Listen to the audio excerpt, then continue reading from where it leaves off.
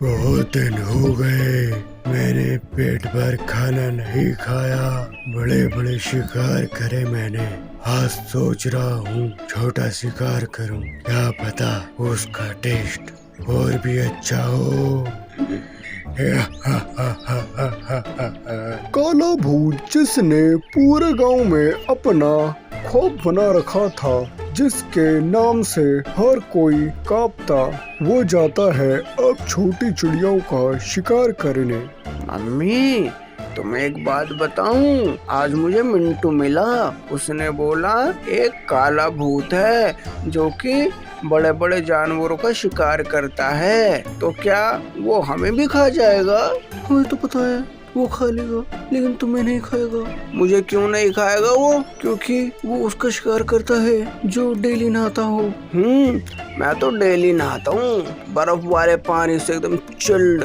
तो फिर तैयार हो जाओ रात को भोजन बनने के लिए उसका। हाँ, अभी बनवाती हूँ तुम्हें अच्छा भोजन। चुपचाप सो जाओ, वरना वो तुम्हारा भोजन बनाए या न बनाए, मैं जरूर तुम्हारा भोजन बना लूंगी। सो जाओ, पता नहीं कहाँ कहाँ से क्या बात सुन सुन के आ जाते हैं। नोनी चिड़िया, छोटी हीरी और पवन सो जाते हैं, लेकिन पवन को रात में क्या दिखता है, वही काला भूत उसके सामने खड़ा होता है। वो उसके सामने ना उसकी आवाज निकलती है और ना ही हिलता है। उसके जाने के बाद चिल्लाते हुए सबको उठाता है और कहता है, मम्मी, मुझे तो भैया जीने नहीं देंगे। मेरा बालक कैसा है? क्या हुआ? क्यों चिल्ला रहे हो? मम्मी, मैंने कुछ देखा। क्या देखा? मैंने वही काला भूत देखा। बेटा, काला भूत सफेद भूत कुछ नहीं होता। जब हमें किसी चीज से डर लगता है, वो चीज हमारे दिमाग में बैठ जाती है और वही दिखने लगती है, समझे? इतने में हीरा कौवा सबको आवाज लगाता है। तोता, कबूतर, नोनी चिड़िया, पवन, छोटी हीरी, राशन कार्ड पर जितने नाम हैं वो सब बाहर आओ जल्दी। अरे क्यों चिल्ला रहे हो? कौवा को क्या हुआ? ये क्यों चिल्ला रहा है, वो भी आधी रात में? क्या हुआ?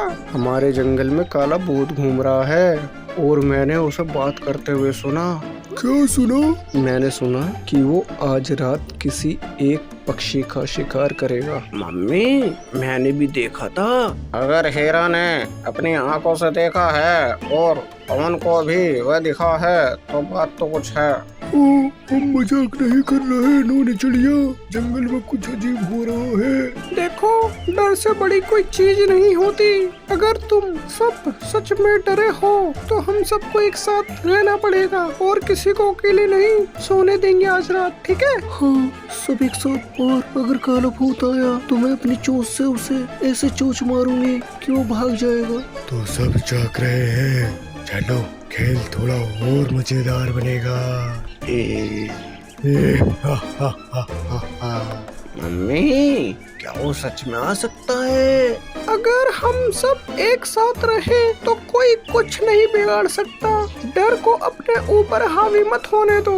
तभी अचानक एक जोर से आवाज आती है गिरने की। हीरा कौवा उड़ता है और देखता है कि कुछ झाड़ियों में हिल रहा है। वो रहा, वही है। सब नीचे मत आना। रुको, मैं तुम्हें खाने नहीं आया। फिर क्यों आए हो? मैं थक चुका हूँ, डर फैलाते फैलाते भूख से बेहाल हूँ। कोई साथ नहीं देता, कोई दोस्त नहीं। मैं अब शिकार नहीं, सिर्फ दोस्ती करना चाहता हूँ, सिर्फ दोस्ती करना चाहता हूँ। ओह, तुम हमें खाने नहीं आए? नहीं, लेकिन अगर कोई मुझे थोड़ा दाना पानी दे दे तो एहसान होगा। अगर तुम्हारा इरादा बदल गया है तो हमारे जंगल में तुम्हारा स्वागत है, लेकिन एक वादा करो, अब किसी को डराओगे नहीं। नहीं डराऊंगा, मैं तुम्हारे जंगल की रक्षा करूंगा और बहुत से। जंगल की सबसे डरावनी कहानी उस रात दोस्ती में बदल गई। अगली सुबह जंगल के सभी जानवरों ने मिलकर काला भूत को खाना खिलाया और उसका नाम बदलकर काला दोस्त रखा। सब हंसते हैं और जंगल में पहली बार डर की जगह संगीत सुनाई देता है। धन्यवाद। नोनी चिड़िया, तबीयत ठीक है तुम्हारी? नहीं कौआ, पता नहीं मैं कब मर जाऊं, लेकिन मरने से पहले मैं अपने दोनों बच्चों को देखना चाहती हूँ।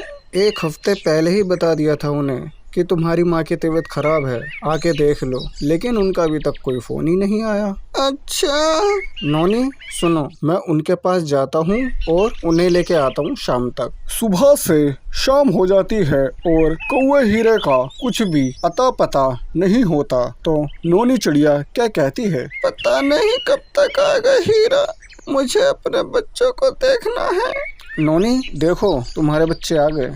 माँ, मैं सारा ऑफिस का काम छोड़ के आई हूँ, पता है कितना नुकसान होता है एक दिन अगर ना जाऊँ तो। बेटी, मेरा तो बस तुम दोनों को देखने का मन था, मुझे नहीं पता था मुझसे ज्यादा जरूरी तुम्हारे ऑफिस का काम है। मैं माँ हूँ ना, इसलिए तुम दोनों को देखे बिना कैसे जा सकती थी। अब क्या करूँ, रुकूं या जाऊँ?